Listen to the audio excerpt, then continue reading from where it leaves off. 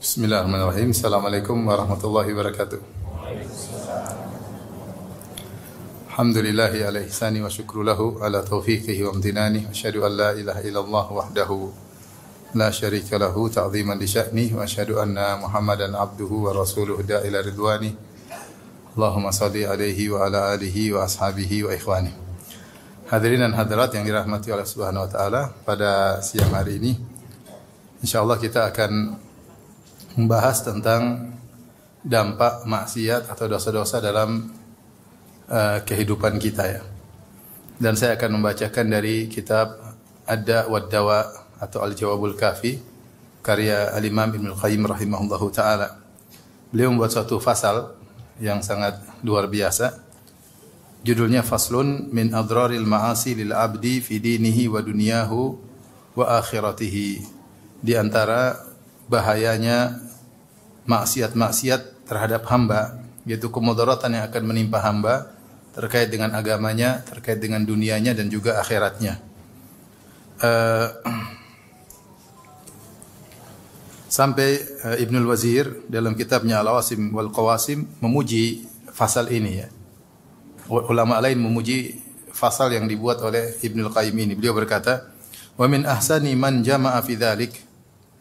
Dan di antara yang paling bagus dalam mengumpulkan dampak-dampak maksiat adalah Ibnu Qayyim al-Jauziyah, tilmidu Syekhul Islam Ibnu Taimiyah. Itu Ibnu Qayyim al-Jauziyah, muridnya Syekh Islam Taimiyah. Wa minhu istamadda, dan Ibnu Qayyim mengambil dari Ibnu Taimiyah. Wa dzalika fi kitabin lahu sammahu al-Jawab al-Kafi. Yaitu dalam kitabnya yang beliau beri judul Al-Jawabul Kafi. Farahimallahu, semoga Allah merahmati Ibnu Qayyim. Laqad jawwada fi zajr anil ma'asi wa ajada wa abda'. Sungguh beliau telah bagus dalam memberi peringatan akan bahayanya maksiat dan telah baik serta telah inovatif dalam menjelaskan ya. Wa afada wa amta, beliau memberikan faedah dan luar biasa menyenangkan ya. Faedah yang disampaikan. Wa jaa bima lam yusbaq ila mithlihi, dan beliau mendatangkan faedah-faedah yang belum ada seorang ulama pun sebelumnya mendatangkan faedah-faedah seperti dalam kitab tersebut.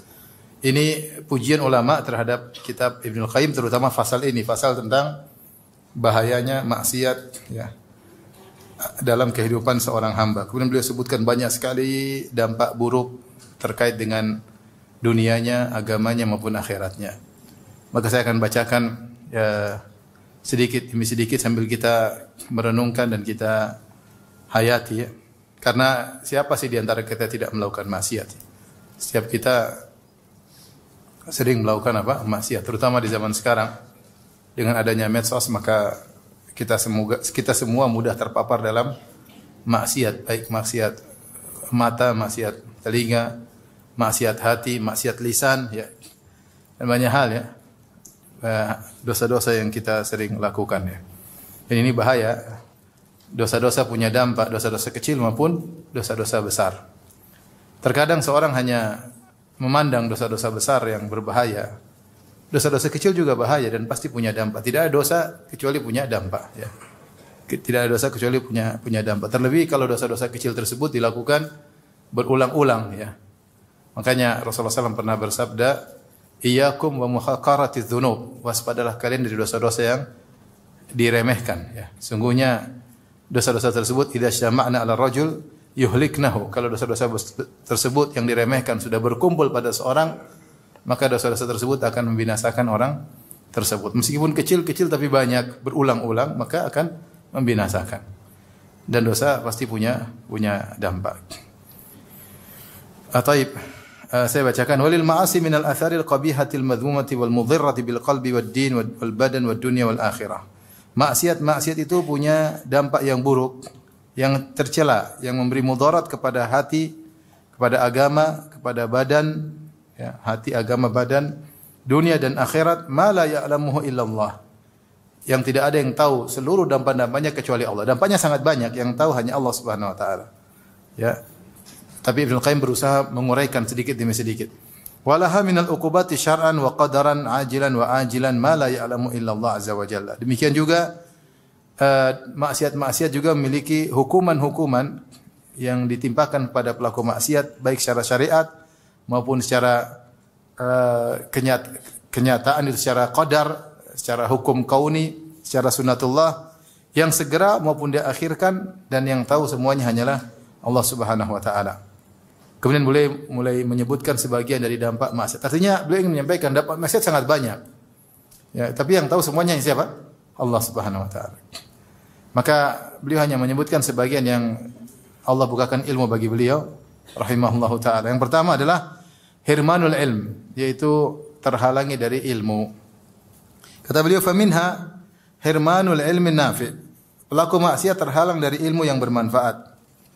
Kenapa bisa demikian? Fa innal ilma nurun yakdhifuhu Allahu fil qalb. Artinya mungkin aja dia punya ilmu tapi tidak bermanfaat kalau dia pelaku maksiat. Ya.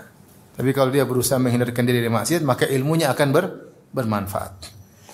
Kenapa? Karena ilmu adalah cahaya yang Allah lemparkan dalam hati seseorang. Wal maksiyatu tudfi'u dzalika nur, dan maksiat memadamkan cahaya tersebut.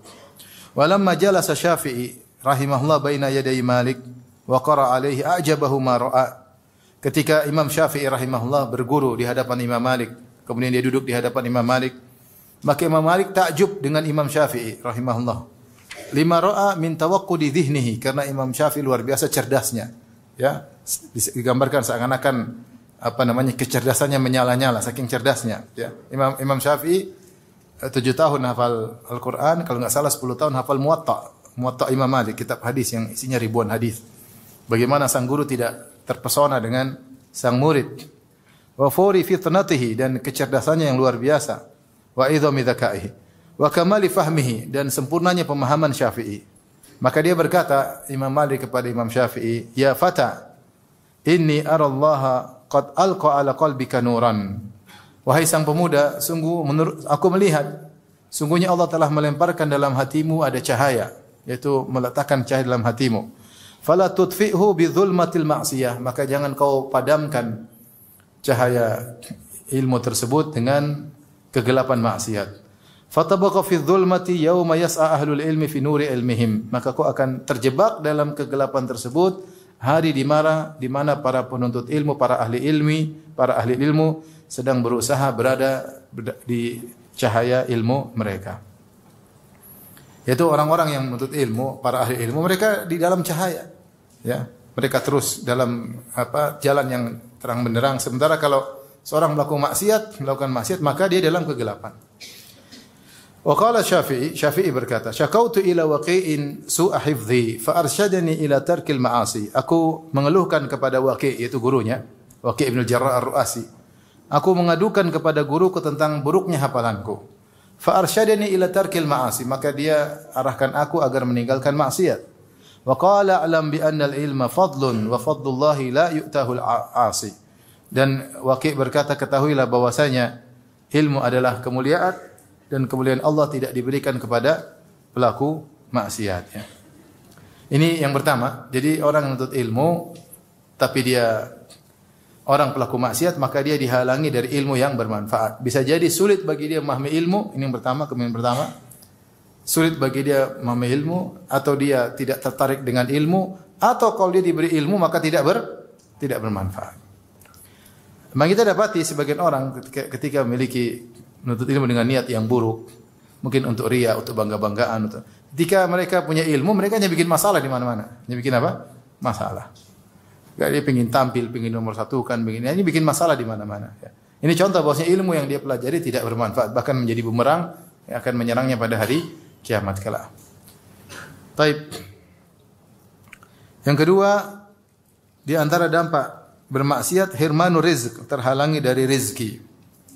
Wa minha, kata Ibnu Al-Qayyim rahimahullah ta'ala, hirmanu rizq, pelaku maksiat terhalangi dari rezeki. Rizqul abdan wa rizqul adyan wal qulub minal ma'arif wal mahabbah was sabr wat tawakkul wa ghairi dzalik. Beliau mengatakan terhalangi dari rezeki. Rezeki tersebut terkait dengan rezeki badan, atau rezeki terkait dengan agama, atau rezeki terkait dengan hati. Ya, rezeki secara umum ya. Jadi bukan maksudnya rezeki secara materi saja, tapi yang terkait dengan badan, mungkin kesehatan, mungkin apa terkait dengan hati. Ya seperti al-ma'arif, ma'rifat kepada Allah menjadi terhalang baginya. Kemudian juga terlepas darinya kesabaran, dia tidak sabar. Kemudian dia tidak tawakal kepada Allah Subhanahu wa taala. Dan dalam Musnad Imam Ahmad dari Nabi sallallahu alaihi wasallam, beliau bersabda, "Innal 'abda la yuhramur rizqa bidzambi yusibuhu." Sungguhnya seorang terhalangi dari rizki gara-gara dosa yang dia lakukan. Hadis ini secara sanad dia lemah tetapi maknanya benar, ya. Karena kata Ibnu Qayyim setelah itu, wa kama anna taqwallahi majlabatur rizq, sebagaimana bertakwa sebab datangnya rizki, maka meninggalkan ketakwaan sebab datangnya kemiskinan. Ya, famastujliba rizqullahi bimithli taatihi wa tarki ma'siyatihi. Dan tidaklah begitu mudah didatangkannya rizki dari Allah seperti dengan sebab ketaatan kepadanya dan meninggalkan maksiat Allah Subhanahu wa taala. Wa may yattaqillaha yaj'al lahu makhraja wa yarzuquhu min haitsu la yahtasib. Siapa yang bertakwa kepada Allah, maka Allah akan berikan solusi baginya dan Allah beri dia rezeki dari arah yang tidak dia sangka-sangka. Jadi ini rezeki umum, termasuk rezeki materi maupun rezeki terkait dengan hati, itu sabar, tawakal, terkait dengan agama, ini semua rezeki dari Allah Subhanahu wa taala, ya. Maka di antaranya sabar, ya. Makanya dalam hadis kata Rasulullah sallallahu alaihi wasallam, "Wa ma utiya ahadun ata'an ausa." Tidak ada seorang diberi pemberian yang lebih luas daripada sabar. Daripada apa? Sabar. Sabar itu rezeki dari Allah Subhanahu wa taala. Jika seorang sering bermaksiat, maka bisa jadi rezeki tersebut terhalang darinya. Oleh karenanya, kalau kita sudah berusaha, ternyata rezeki secara materi tidak dapat, ya. Kemudian kehidupan semakin seret, ya. Kemudian kita tidak sabar, ini biasanya karena tidak takwa. Ini tidak takwa. Kurang takwa. Dan di antara ciri orang yang bertakwa, dia diberi rezeki dari arah yang tidak dia sangka-sangka. Rezeki ada dua, ada rezeki yang kita persangkakan dan ada rezeki yang tidak kita persangkakan. Kalau seorang bertakwa, dia diberi rezeki dari arah yang dia sangka dan diberi rezeki dari arah yang tidak dia sangka. Rezeki itu banyak, ya. Tahu-tahu dapat rezeki anak soleh, dapat rezeki yang jomblo, dapat rezeki istri soleha. Kalau dapat rezeki kebahagiaan, dapat rezeki ilmu, banyak rezeki. Semakin bertakwa, semakin sering diberi rezeki dari arah yang tidak disangka-sangka. Karena itu janji Allah Subhanahu wa taala. Taib, yang berikut yang ketiga, al-wahsyatu fi qalbil 'asi bainahu wa bainallah. Ada kesenjangan bagi pelaku maksiat, dia mendapatkan hukuman berupa merasa kesenjangan, yaitu merasa keterasingan antara dia dengan Allah Subhanahu wa taala. Wa minha, kata Ibnu Qayyim, di antara dampak maksiat, wahsyatun yajiduha al-'asi fi qalbihi bainahu wa bainallah. Ada kesenjangan atau ada keterasingan yang didapati oleh pelaku maksiat dalam hatinya antara dia dengan Allah Subhanahu wa taala. La tuwazinuha wahsyatun. Tidak ada keterasingan yang paling menderita seperti keterasingan ini. Wala tuqarinuha ladzatun aslan, dan ini tidak bisa dibandingkan dengan kelezatan manapun. Mau dikasih kelezatan apapun, tapi kalau seorang hatinya merasa terasing dari Allah Subhanahu wa taala, sungguhnya dia menderita. Bahkan kata Ibnu Qayyim rahimahullah taala, walau ijtama'at lahu ladzatud dunya bi asriha lam tafi bitilkal wahsyah. Seandainya seluruh kelezatan dunia dia dapatkan, kekayaan, jabatan, makanan, wanita, semuanya dia, harta dia miliki, tapi ternyata ada keterasingan hatinya dari Allah, maka tidak bisa menambal keterasingan tersebut. Wa hadza amrun la yuhissu bi illa man fi qalbi hayatun. Namun hal ini tidak bisa dirasakan kecuali orang yang hatinya masih hidup. Kalau hatinya masih, dia tahu ketika dia bermaksiat, dia merasa ada kesenjangan antara dia dengan Allah Subhanahu wa taala. Dia kayak ingin menjauh dari Rabb. Dia ingin menjauh dari Allah, dia tidak merasa nyaman dengan Allah Subhanahu wa taala. Dan ini kesengsaraan yang dia rasakan dalam hatinya. Berbeda kalau orang hatinya sudah mati, kata Ibnu Qayyim, wa ma li jurhin bimayyitin wa ma li jurhi bimayyitin ilamun.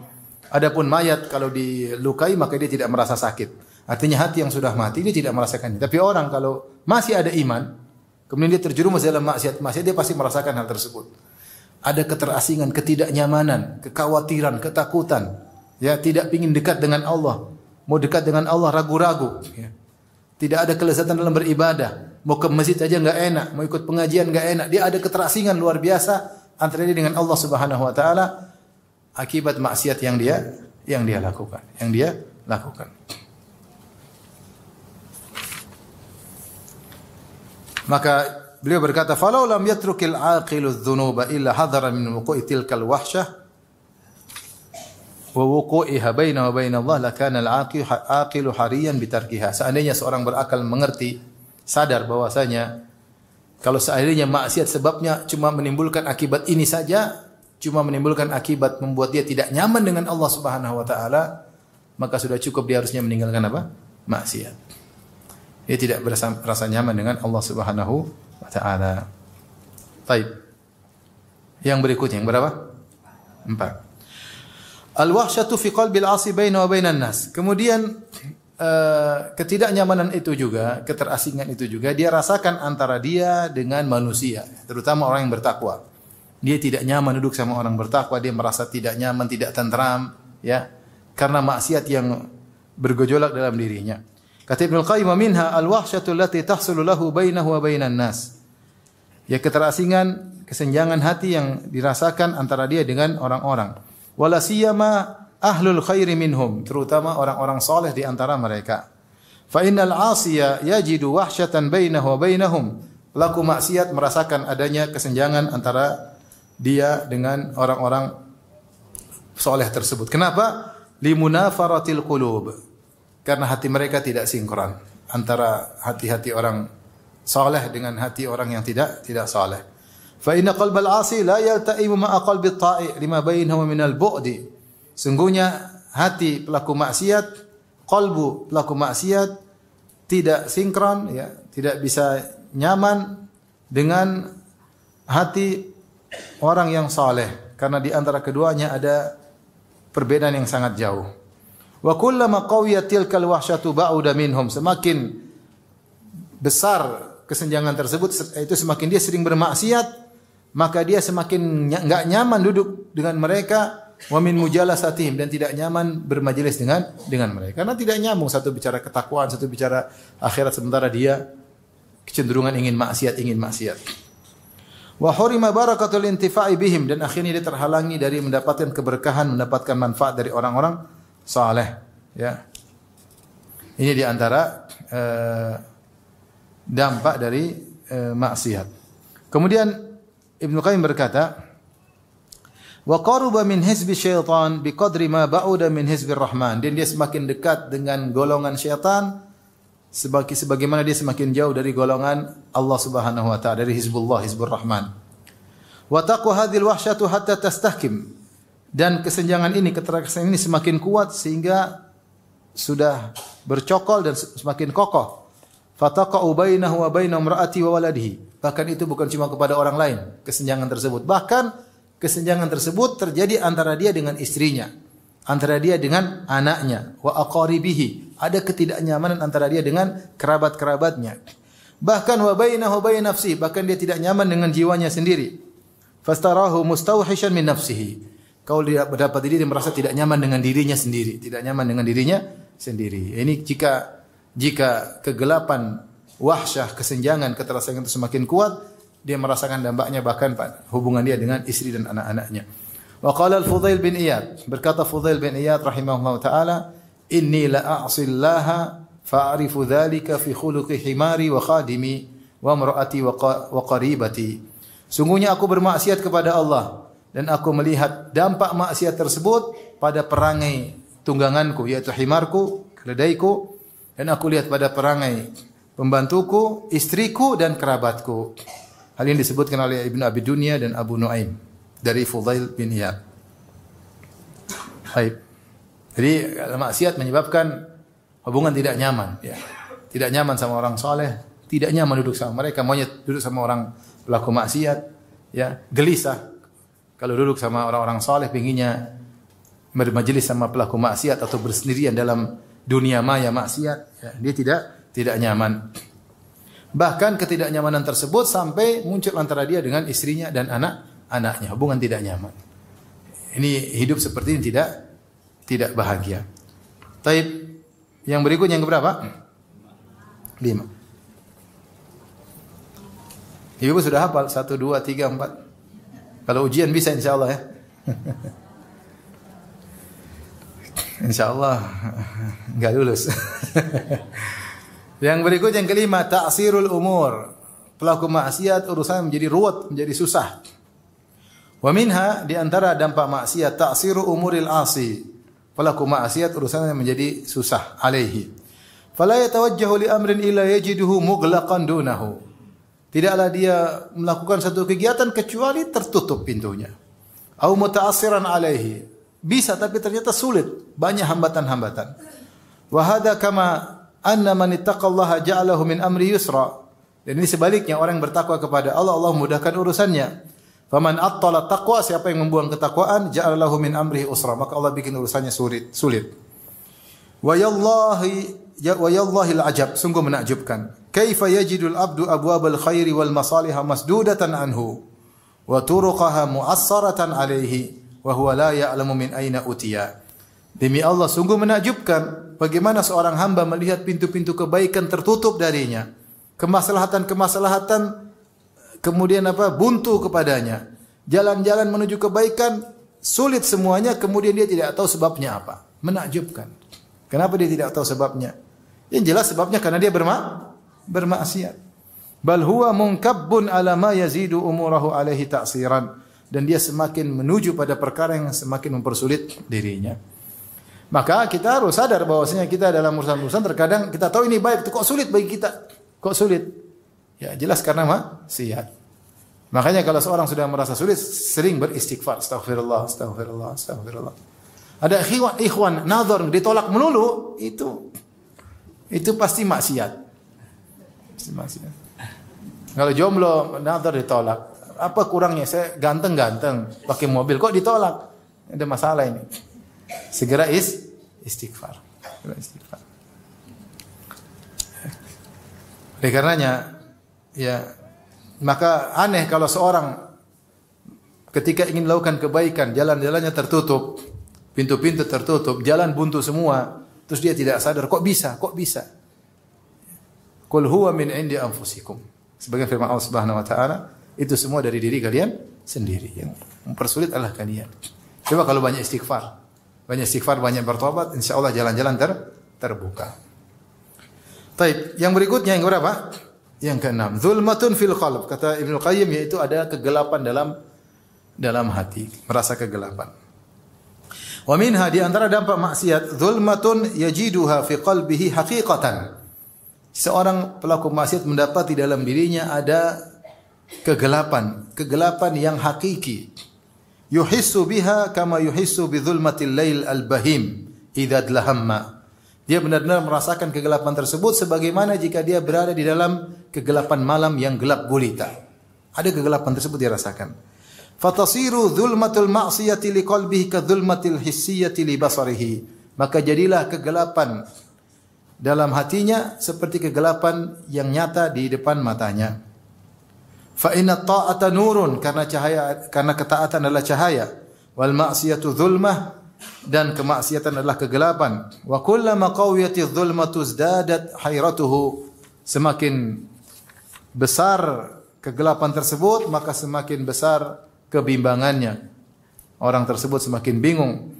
Hatta yaqa fil bid'ah wad dhalalat, sehingga dia terjerumus dalam bid'ah, kesesatan-kesesatan. Wal umuril muhlikati wa huwa la yash'ur, dia terjerumus dalam perkara-perkara yang binasakan dan dia tidak sadar.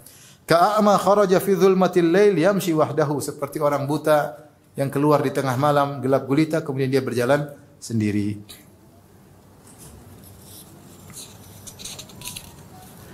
Taib, beliau mengatakan bahwasanya bahaya orang tua maksiat, akhirnya dadanya menjadi gelap, hatinya menjadi gelap. Kalau sudah gelap dia sulit membedakan mana yang baik dan mana yang buruk. Ada kecenderungan sehingga dia cenderung melakukan bid'ah, cenderung melakukan kesesatan, cenderung mengikuti hawa nafsunya, sehingga terjerumus dalam hal yang membinasakannya dan dia dalam kondisi tidak sadar. Baik. Berikutnya, di antara sebab atau dampak maksiat yang berapa? Yang ketujuh, wahnul qalbi wal badan, membuat lemah hati dan badan. Hati menjadi lemah, badan juga menjadi lemah. Wa minha anna al-ma'asi tuhinul qalba wal badan. Maksiat menjadikan hati menjadi lemah dan badan juga menjadi lemah. Amma wahnuha lil qalbi fa amrun zahir. Adapun membuat hati menjadi lemah maka perkara sangat jelas. La yakadu yakhfa ala ahadin. Tidak seorang pun yang tidak tahu akan hal ini. Bal la tazalu tuhinu hatta tuzila hayatahu bil kulliyah wa tudhhibal imana minhu jumlatan. Ya, bahkan terus-menerus maksiat melemahkan hatinya sampai menghilangkan kehidupan hatinya, lemah sehingga mati. Ya, kemudian iman lepas dari dirinya. Yaitu orang kalau tukang maksiat mulai suudzon pada Allah, mulai tidak sabar, mulai berprasangka buruk kepada Allah Subhanahu wa taala, mulai malas beribadah, mulai tidak tertarik baca Al-Qur'an, terus lemah sampai mati. Kalau udah mati berarti udah kafir. Makanya disebut al-ma'asi baridul kufur atau maksiat adzunub dzambun baridul kufur, bahwasanya maksiat itu pengantar kepada kekufuran. Karena setiap bermaksiat hatinya lemah. Kalau tidak ditolong oleh Allah Subhanahu wa taala, tidak kembali kepada Allah, bisa mati apa? Hatinya.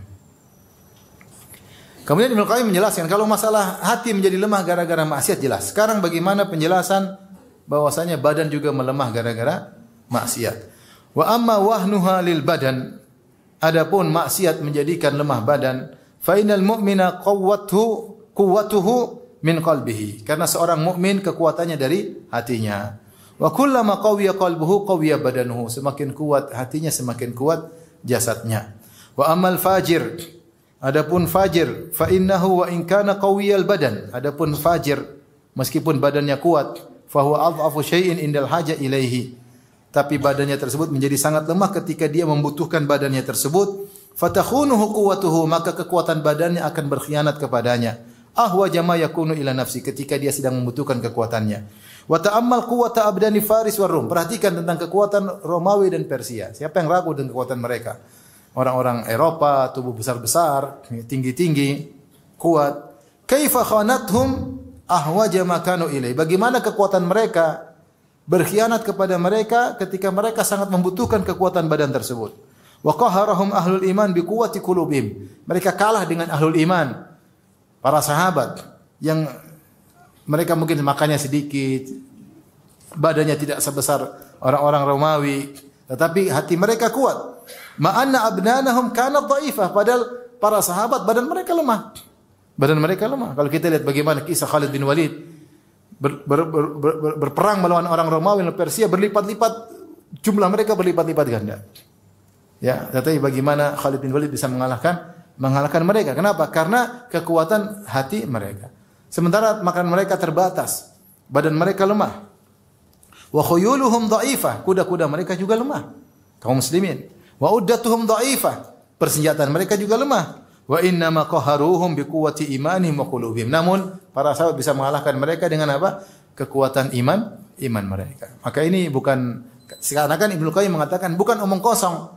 Kalau orang hatinya kuat, dia bisa mengalahkan fisik yang kuat. Meskipun fisik dia mungkin lemah, tapi dengan kekuatan hati yang kuat, fisiknya menjadi kuat untuk mengalahkan secara kasat mata fisik musuh lebih kuat, namun bisa kalah. Dia sebutkan contohnya seperti ini. Ya, para sahabat jalan jauh, bayangkan. Pergi ke negeri Romawi, ratusan kilo, bahkan ribuan kilo, 1000 kilo lebih mereka berjalan. Bawa perbekalan yang seadanya, kuda-kuda yang sudah mungkin keletihan, kemudian jumlah yang sedikit, kemudian sampai di negeri musuh, melawan musuh yang berlipat ganda, ternyata sahabat menang. Apa yang buat mereka menang? Hati mereka yang apa? Yang kuat. Secara fisik mereka menang, mereka perang secara fisik. Ya, dan mereka menang. Makanya ketika Khalid bin Walid ditanya, siapa? Kau datang dengan siapa? Kata Khalid bin Walid, saya datang dengan kaum yang mencintai kematian sebagaimana kalian mencintai kehidupan. Subhanallah. Kata Khalid bin Walid, saya datang dengan kaum yang mencintai kematian sebagaimana kalian mencintai apa? Kehidupan. Repot lawan dengan musuh seperti ini. Repot. Ya, akhirnya kalah mereka. Jadi benar bahwasanya iman yang kuat membuat tubuh juga menjadi apa? Menjadi kuat ya. Dan saya sudah sampaikan tadi dalam pengajian, lihat kita dapati para ulama kita ya. Mereka bukan olahragawan, tapi mereka kuat.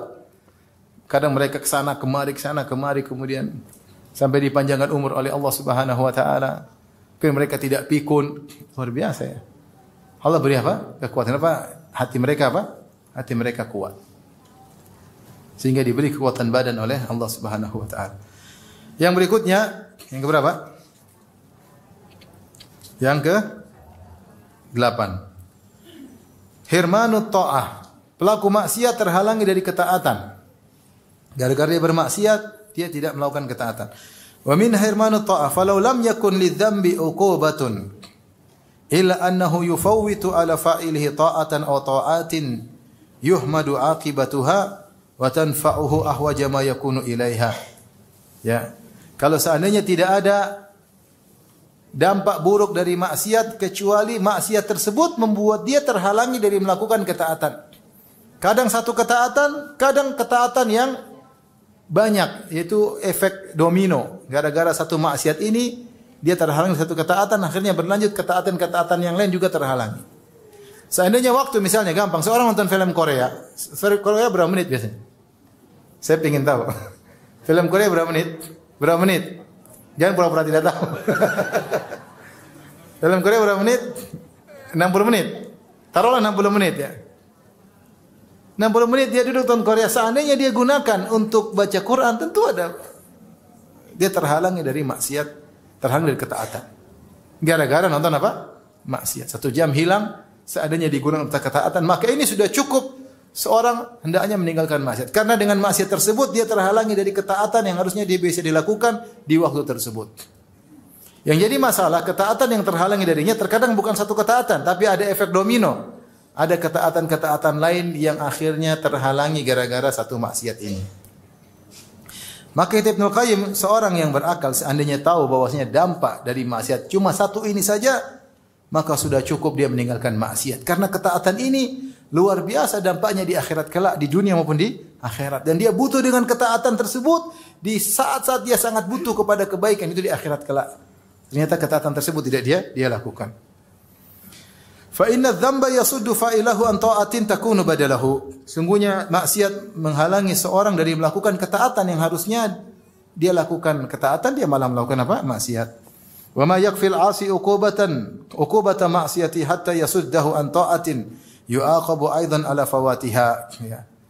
Sungguh sudah cukuplah bagi seorang pelaku maksiat, dia melakukan maksiat maka dia dihukum ya, selain terhalangi dari ketaatan, dia juga dikasih hukuman akibat tidak melakukan ketaatan tersebut.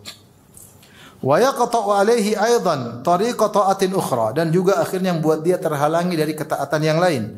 Wa ukhra, dan kemudian ketaatan yang lain. Yang ketiga wa rabi'ah, dan ketaatan yang keempat juga terhalangi. Tsumma khamisah, ketaatan yang kelima juga terhalangi gara-gara satu maksiat. Wa halumma jarra, dan seterusnya. Jadi satu maksiat terkadang efek domino. Terkadang efek domino. Maksudnya harusnya seorang misalnya dia 1 jam dia baca sesuatu, dia baca Quran, maka kemudian dari baca Quran tersebut dia baca mungkin tertarik untuk sedekah gara-gara ada ayat tentang sedekah atau silaturahmi, akhirnya dia melakukan ketaatan yang berikutnya. Ya. Mungkin akhirnya malam dia sholat malam karena dia tadi sebelum tidur baca apa? Al-Quran, akhirnya malam dia sholat malam, akhirnya dia sholat subuh. Coba kalau dia nonton maksiat, ketaatan lewat semua. Dia tidur, sholat malam enggak sholat malam, subuh lewat, sholat duha. Salat subuh di waktu apa? Duha. Salat qobliyah jadi ba'diyah. Lanjut. Pagi-pagi bangun hati menjadi apa? Kering, lupa silaturahmi, lupa sedekah. Ini contoh, maksudnya satu maksiat bisa menghalangi dari ketaatan, efek domino juga terkadang panjang. Fa yanqatu alaihi bidzambi ta'atun katsira. Gara-gara satu dosa, maka terputus darinya rantai ketaatan yang panjang. Kullu wahidatin minha khairun lahu minad dunya wa ma 'alaiha.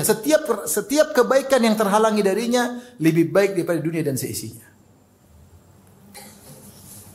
Gara-gara nonton film Korea, dia tidak salat malam. Salat malam ini lebih baik daripada dunia dan seisinya. Yang dia lakukan mungkin setengah jam, 1/4 jam, 1 jam, lebih baik daripada dunia dan seluruh seisinya. Salat subuh di masjid, salat qobliyah subuh yang dia lakukan akhirnya terhalangi. Yang kedua qobliyah subuh ini lebih baik daripada dunia dan seisinya. Apalagi salat subuh berjamaah. Apalagi zikir setelah subuh, zikir setelah subuh, kemudian dia salat duha. Semua lewat gara-gara tadi malam dia bermaksiat. Betapa banyak ganjaran yang hilang darinya. Fayafutuhu al-ajr ma'a hamli al-wizr, maka pahala luput darinya dan dia harus memikul dosa. Wa tatadha'afu fi haqqihi al-uqubah. Wa hadza karajulin, dan kemudian hukuman semakin bertumpuk padanya. Wa hadza karajulin akala aklatan aujabat lahu maradatan tawilatan mana'atu min iddati akalatin atyaba minha. Ini gambarnya sederhana kata Ibnu Qayyim, seperti seorang makan suatu racun bikin dia sakit. Gara-gara dia sakit dia enggak bisa makan yang enak-enak, yang baik-baik sekian lama. Kira-kira seperti itu. Ketika dia bermaksiat, terhalang dari banyak kebaikan-kebaikan yang lain. Intinya dia jadi terhalangi. Allah bikin dia terhalangi dari kebaikan-kebaikan yang lain gara-gara satu maksiat yang dia lakukan. Bagaimana kalau berbagai macam maksiat? Al-Hasan Al-Basri berkata, "Inna min thawabil hasanatil hasanata ba'daha." Di antara balasan kebaikan adalah kebaikan yang selanjutnya. Orang melakukan kebaikan, Allah berikan dia untuk lanjut ke kebaikan berikutnya. Wa min uqubati sayyi'ati sayyi'ata ba'daha. Hukuman terhadap keburukan adalah keburukan yang selanjutnya dia lakukan. Fal abdu illam yashghal nafsahu bil haqqi wa illa shaghalathu bil batil. Seorang kalau tidak menyibukkan hatinya untuk kebaikan, maka hatinya akan menyibukkan dia untuk kebatilan. Fallahul musta'an.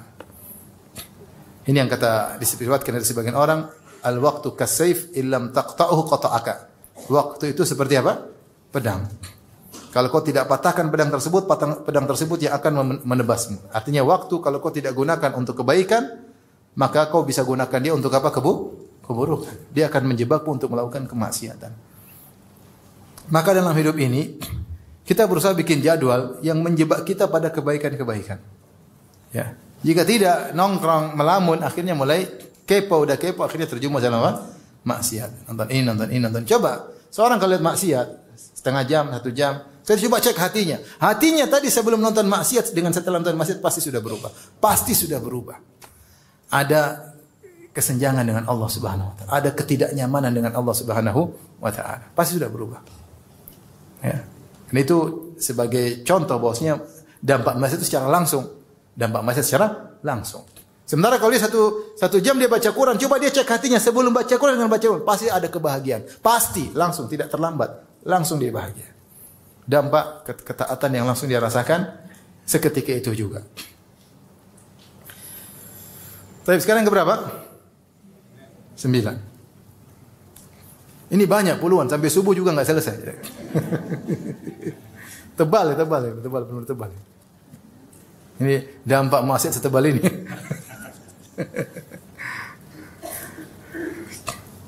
Baik, yang berikutnya yang ke-9.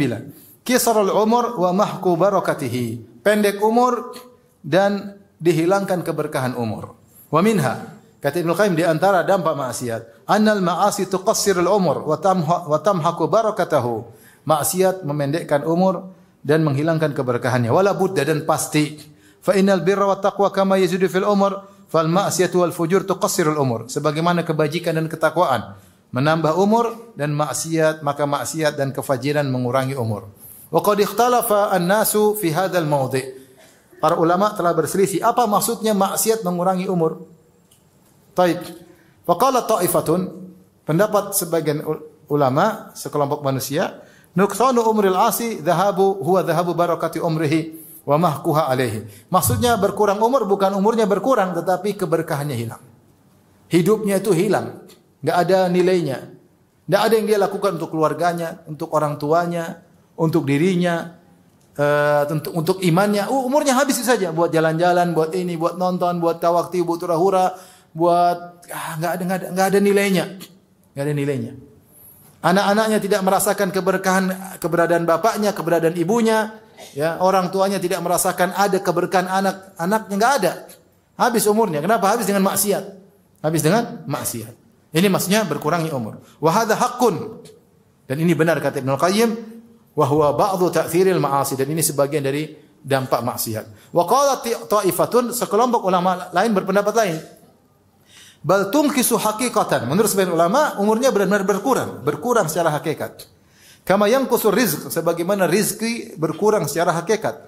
Fa inna Allah Subhanahu wa ta'ala ja'ala lil umur wal rizqi wal barakati fihima asbaban tukathiruhuma wa tunammihima wa taziduhuma. Karena Allah membuat sebab-sebab yang bisa menambah umur, menambah rizki dan menambah keberkahan.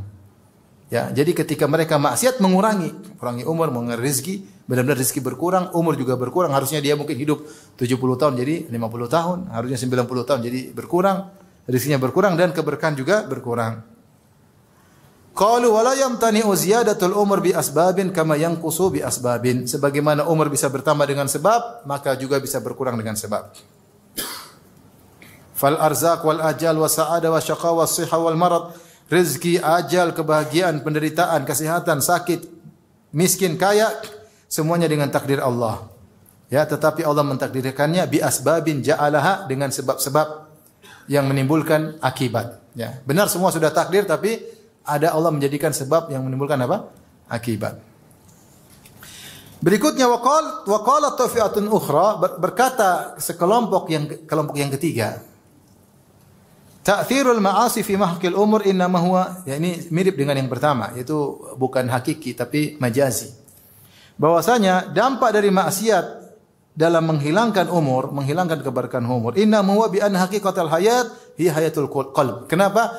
Karena hakikat kehidupan adalah kehidupan hati, bukan kehidupan badan. Walihada ja'ala Allah subhanahu al-kafir mayyitan ghairu hayyin. Oleh karenanya Allah menjadikan orang kafir itu mayit. Kafir itu dianggap mayit oleh Allah, bukan orang hidup. Kama qala ta'ala amwatun ghairu ahya. Mereka adalah orang mayat-mayat bukan hidup, karena yang Allah tinjau adalah hatinya, bukan jasadnya. Fal hayatu fil haqiqati innama hiya hayatul qalb. Kehidupan yang sungguhnya adalah kehidupan hati.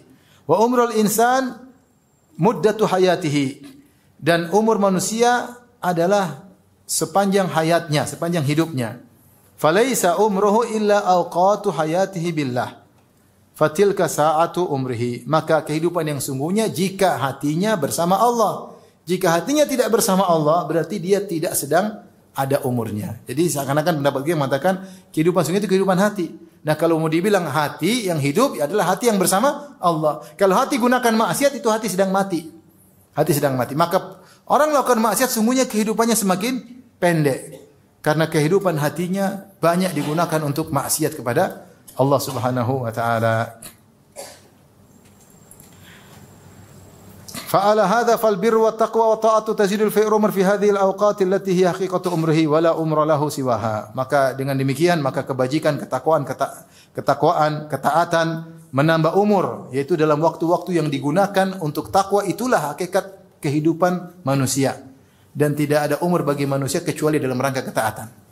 Kalau bukan untuk ketaatan berarti dia sedang apa? Sedang mati.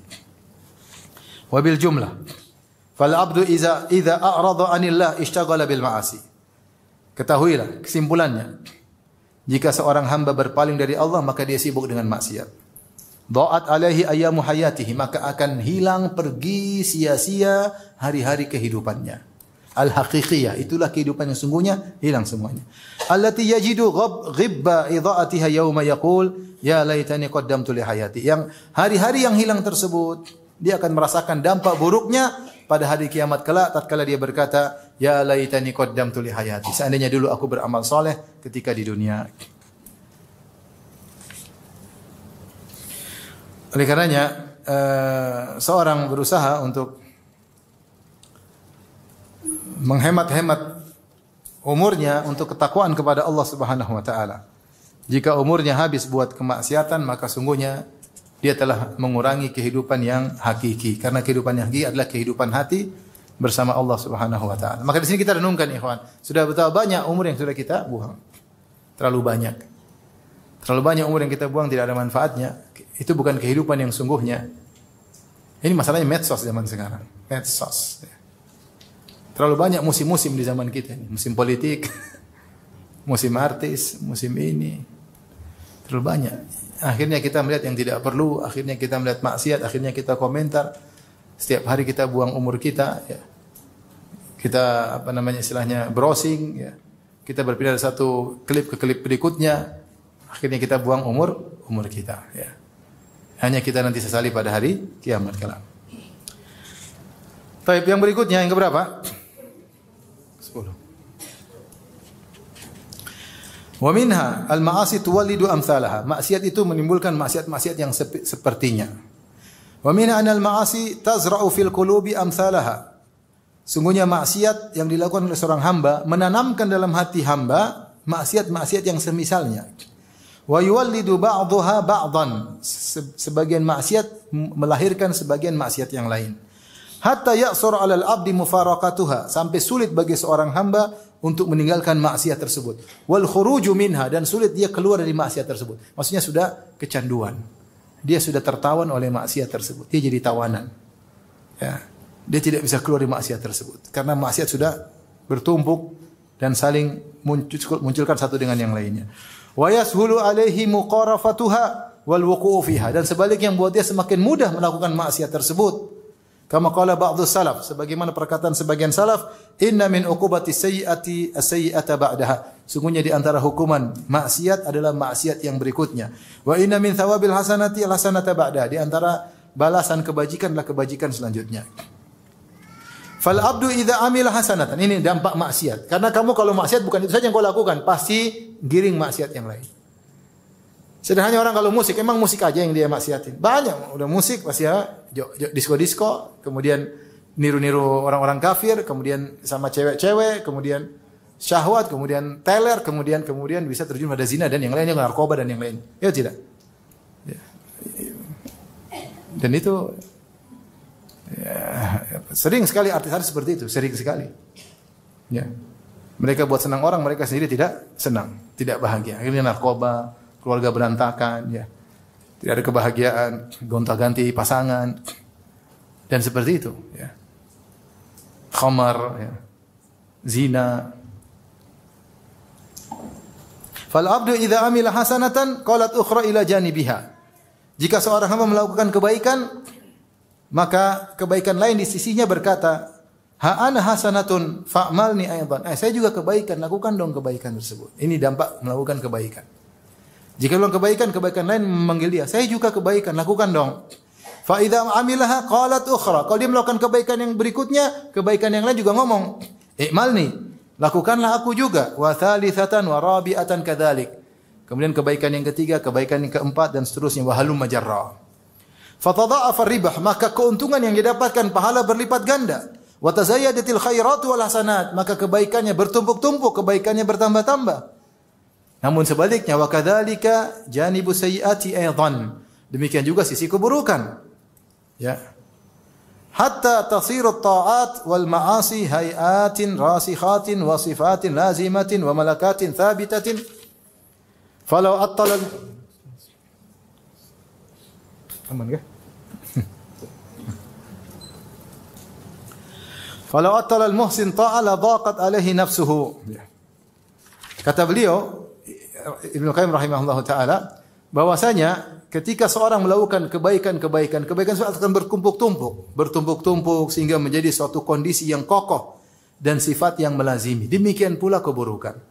Kita melakukan maksiat yang satu, maksiat yang lain mengatakan saya juga maksiat. Kenapa kau tidak lakukan? Maksiat juga melakukan, saya juga maksiat. Kenapa kau tidak melakukan? Kenapa kau hanya melakukan maksiat yang itu? Saya juga dong. Akhirnya bertumpuk-tumpuk maksiat yang satu dengan yang lainnya, ya. Aman ya kalau enggak ganti? Aman ya? Sampai Ibnu Qayyim mengatakan, perhatikan di sini.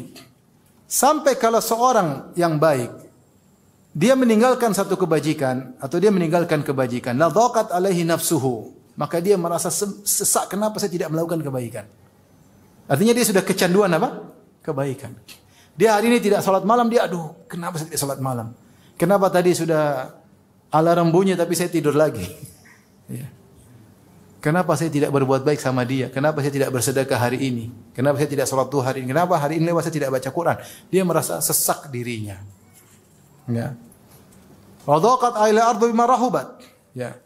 Dia merasa bumi yang luas ini terasa sempit baginya ketika sudah terbiasa melakukan kebajikan, kemudian dia tidak melakukannya. Wa ahassa min nafsi bi annahu kal huti idza faraqa al ma. Dan dia merasa dirinya seperti ikan sudah jika lepas dari air. Sudah sulit hidup ini, ikan tanpa air susah. Hatta yu'awidaha, sampai dia kembali kepada air tersebut.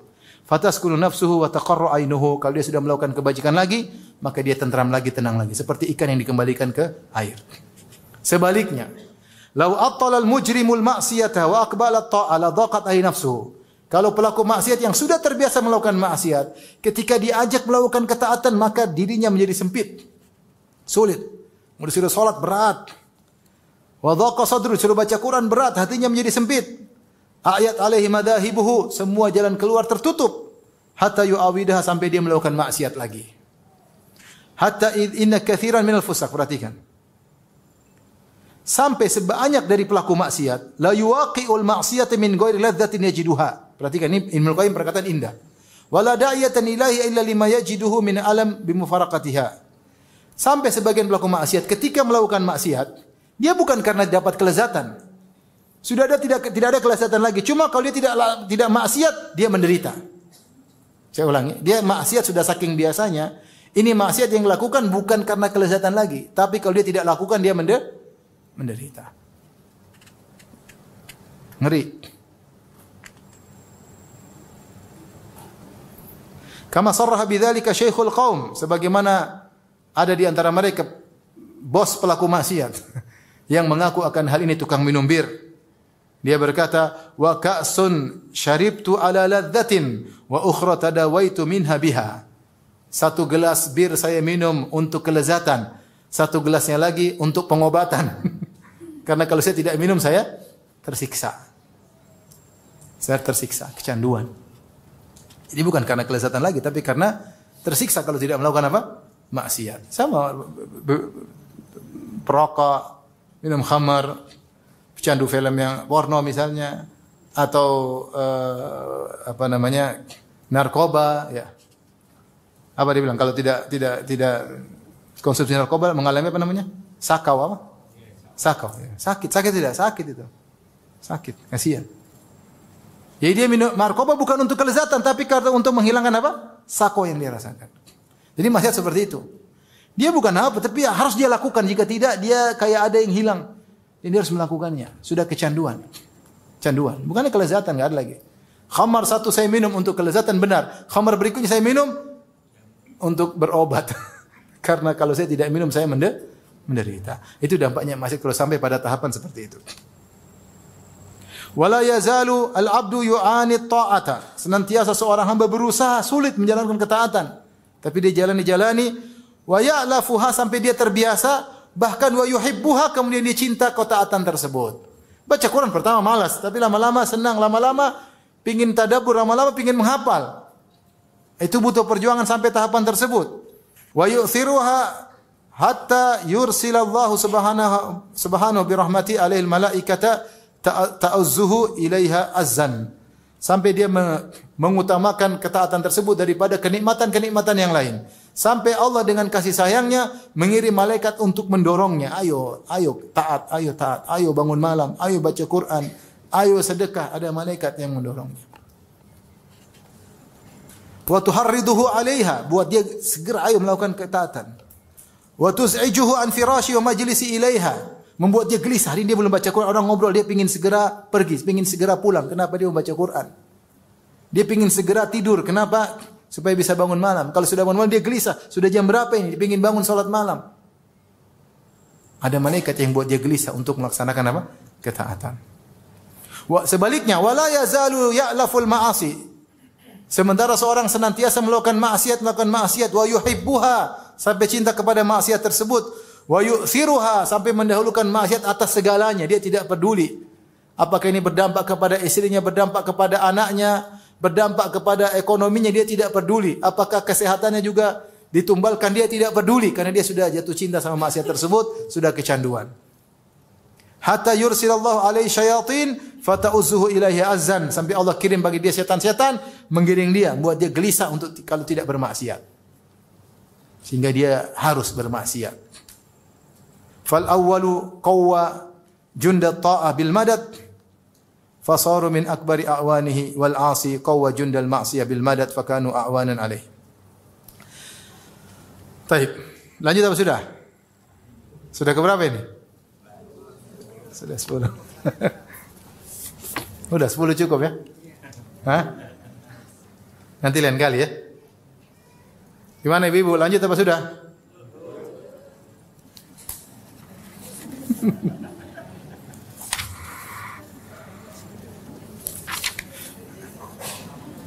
Dua lagi ya. Dua lagi. Biar apa? Satu lusin, 12. Yang ke-11, al-ma'asi tudhiful qalba an iradatihi. Maksiat menjadikan hati lemah, keinginannya menjadi lemah, ya. Wa minha wa huwa min akhwafiha 'alal abdi, dan ini di antara dampak yang paling dikhawatirkan menimpa seorang hamba.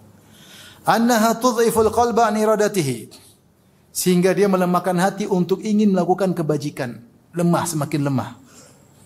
Fataqwa iradatul ma'siyah, adapun keinginan bermaksiat semakin besar. Wa tad'ufu iradatu taubah syai'an fa syai'an. Pingin taubat semakin lemah. Kepingin taubat tadinya awal pingin taubat, lama-lama semakin tidak pingin bertobat. Semakin tidak pingin bertobat, semakin lemah. Ila an tansalikha min qalbihi iradatu taubah bil kulliyah, sampai keinginan taubat hilang sama sekali. Sudah dia enjoy dengan maksiat, dia tenggelam dalam maksiat. Falau mata nasifu lama taba ila Allah. Ya. Falau mata nisfuhu lama taba ila Allah. Fayati minal istighfar wa taubatil kadzdzabin bil lisan bi syai'in katsir. Ya. Wa qalbu maqudun bil ma'siyah. Makanya akhirnya apa? Betapa kalau seandainya hatinya mati setengah, kita sudah sulit mengatakan dia bertobat kepada Allah. Ya, kenapa? Dia mungkin bilang istighfar, mungkin dia bilang saya bertobat, dengan lisannya sering, hatinya sudah mati setengah. Bagaimana kalau mati seluruhnya? Ibnu Qayyim mengatakan seandainya setengah hati sudah mati, ya, dia kemudian beristighfar, taubat itu pun kita ragukan taubatnya. Kenapa? Sebagaimana taubatnya kadzdzabin. Fayati minal istighfar wa taubatal kadzdzabin bil lisan bi syai'in katsir, seperti para pendusta yang kami bertobat, kami beristighfar, wa qalbu maqudun bil ma'siyah, sementara hatinya pingin melakukan maksiat. Hatinya berazam untuk maksiat. Musirrun 'alaiha, masih rindu dan candu untuk maksiat. Azimun 'ala muwaqa'atiha mata amkanathu, dan bertekad untuk melakukannya kapan bisa bermaksiat. Wa hadza min a'zamil amradi wa aqrabiha ilal halak, dan ini adalah penyakit yang paling berbahaya yang menjerumuskan dalam kebinasaan. Ini hati-hati. Orang bermaksiat akhirnya tidak berpikir taubat. Akhirnya lupa untuk bertobat dan tidak terbetik hatinya untuk bertobat sedikit pun. Ini bahaya.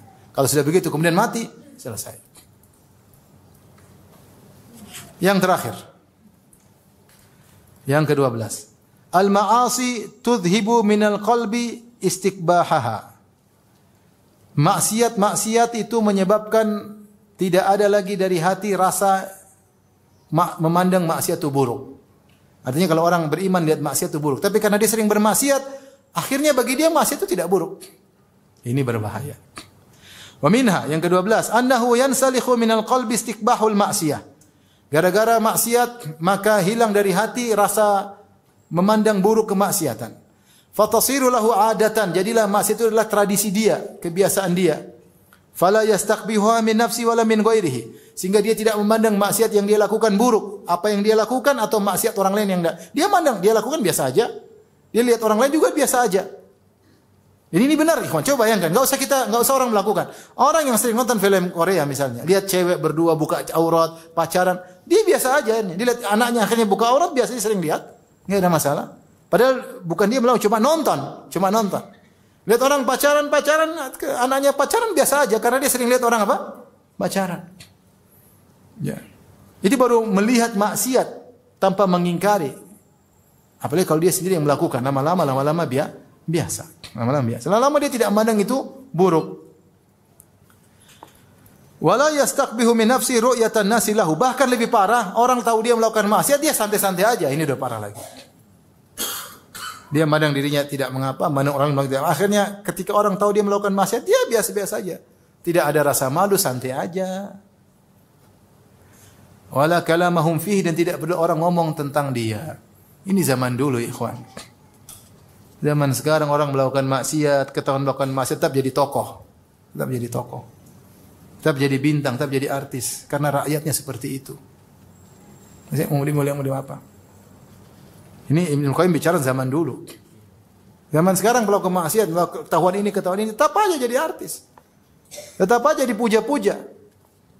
Tetap aja disanjung-sanjung. Tetap aja di bintang iklan. Ya. Karena masyarakatnya seperti itu.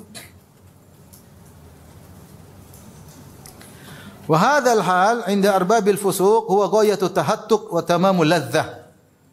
Kondisi seperti ini di sisi para pembesar tukang maksiat ini adalah puncak dan kesempurnaan kelezatan.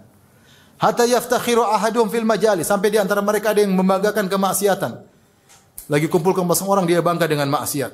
Wa yuhadditsu biha ma lam ya'lam annahu amilah. Bahkan dia cerita maksiat yang orang-orang tidak tahu dia lakukan. Saya begini. Dia berkata, "Ya fulan amiltu kadza wa kadza." Tahukah kamu saya melakukan demikian. Ini Ibnu Qayyim bercerita zaman dulu, majelis. Sekarang bukan majelis. Di YouTube, di mana, di terang-terangan. Wa yaqulu li ghairi mimman lam yanal ma nala huwa min ajnasil ma'asi. Ya mu'athir wa ayya syai'in nilta anta. Ya. Atau ya mu'athir.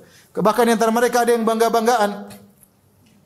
Membanggakan maksiat yang tidak dilakukan oleh orang lain. Memang ente bikin apa? Saya sudah begini bangga. Wa bi ayyi syai'in hadaita, apa yang sudah kau lakukan? Kau belum bisa seperti saya. Ana hadaitu bi fulana wa fulana. Saya sudah berzina dengan si fulana, bangga. Wa bi fulan wa fulan.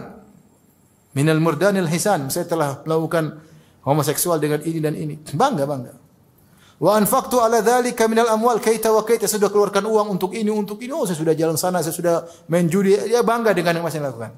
Wa yatabajjahu bidzalika baina julasaihi, dan dia merasa bangga di hadapan teman-teman duduknya. Wa minhum man yadhkuru dzalika ba'da 40 sanatan aw aktsara aw aqal min iflasihi wa kibari sinni wa dha'fihi. Bahkan di antara mereka cerita 40 tahun kemudian dia masih banggain, padahal dia sudah tua, sudah lemah, sudah bangkrut ya. Masih bangga dengan maksiat yang dia lakukan dahulu. Boleh.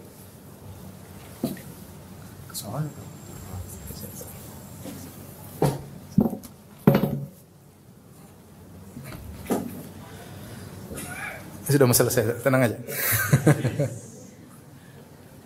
Jadi kalau maksiat sudah masuk dalam hati seorang, ya, maka dia bahkan bangga dengan maksiat tersebut. Hatinya sudah benar-benar rusak. Tadinya malu hilang. Tadinya memandang maksiat buruk, sudah enggak buruk lagi. Melihat orang melakukan keburukan, dia tidak menganggap buruk. Bahkan dia akhirnya membanggakan kemaksiatan yang dia lakukan. Kalau dia tidak bertobat, maka binasalah dia. Wa hadha ad-darbu minan nasi la yu'afawna minhu wa tusaddu alaihim tariqut taubah. Kelompok model manusia seperti ini tidak akan selamat, tidak diampuni oleh Allah. Akan tertutup darinya pintu taubat. Wa tughlaqu anhum abwabuha, maka pintu-pintu taubat tertutup dari mereka. Fayamutu ahadum bila taubah, maka salah seorang dari mereka mati tanpa bertobat. Kama qala Nabi sallallahu alaihi wasallam, sebagaimana Nabi bersabda, kullu ummati mu'afan ilal mujahirin. Setiap umatku yang pelaku maksiat akan selamat, akan diampuni, kecuali yang terang-terangan bangga-banggaan dengan maksiat yang dia lakukan. Wa inna minal ijhar an yasturallahu 'alal abdi. Di antara bentuk terang-terangan melakukan maksiat adalah seorang hamba melakukan maksiat, Allah sudah tutup maksiatnya, thumma yusbihu yafdahu nafsahu. Kemudian pagi hari dia ceritakan maksiatnya, wa yaqulu ya fulan amiltu yauma kadza wa kadza. Dia bilang wahai fulan, dia cerita sama temannya, saya telah melakukan hari ini maksiat ini dan ini. Fayahtiku nafsahu, maka dia membongkar tirai yang menutup aibnya, dia bongkar, dia robek. Wa qad bata yasturuhu rabbuhu, padahal tadi malam Allah sudah tutup apa? Maksiat yang dia lakukan. Taib, inilah selusin dampak dari maksiat. Seharusnya sudah cukup membuat kita berpikir 1000 kali ketika melakukan apa?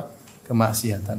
Terlalu banyak kerugian yang kita rasakan di dunia, terlebih lagi di akhirat kelak.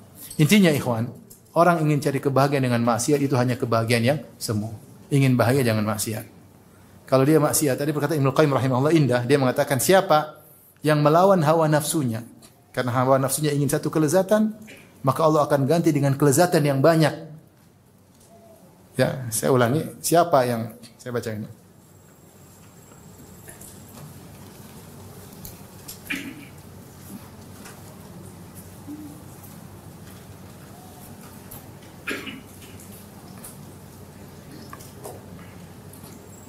Ibnu Qayyim rahimahullah dalam Rawdatul Muhibbin berkata, mukhalafatul hawa tuqimul 'abda fi maqami man law aqsama 'ala Allah la abarrahu fayaqdi lahu min al-hawaiji adhafa ma fatahu min hawahu.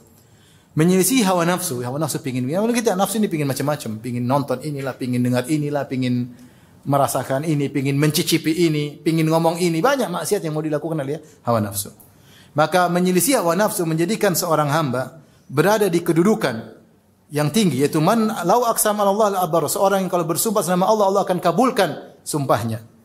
Fayaqdi lahu minal hawaij, maka Allah akan memenuhi kebutuhan-kebutuhannya berlipat-lipat ganda dari kesenangan hawa nafsu yang tadi dia tinggalkan.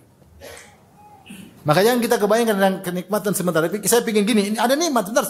Setelah itu, tapi kalau kita lakukan ini, terlalu banyak kesenangan yang akan hilang. Kesenangan duniawi, belum kesenangan akhirat. Ya. Sederhananya seorang kalau misalnya dia tidak jaga pandangannya, lihat macam-macam, akhirnya apa? Akhirnya dia hidup sendiri, menderita banyak. Dia lihat cewek cantik di medsos, cewek cantik, terus mau diapain? Lihat aja, ngiler juga ngiler, mau diapain? Nggak bisa apa-apa. Akhirnya istrinya jelek. Akhirnya hidup menderita sama istrinya bertahun-tahun. Akhirnya apa? Apalagi istrinya pesek misalnya. Dia menderita enggak? Tadi padahal istrinya sebelumnya kelihatan mancung. Kelihatan indah. Tapi gara-gara tidak menjaga pandangannya, akhirnya jadi jelek istrinya. Istri yang cantik pun bisa jadi apa? Jelek. Akhirnya yang menderita siapa? Menderita dia. Di dunia, belum di akhirat. Dia yang menderita. Akhirnya dia selalu pingin lihat cewek cantik dan dia tidak pernah meraihnya. Dia tidak pernah merasakannya, tidak bisa mengicipinya, nggak bisa. Yang makanan depan dia tidak mau dia icipi karena sudah tidak ada kelezatan.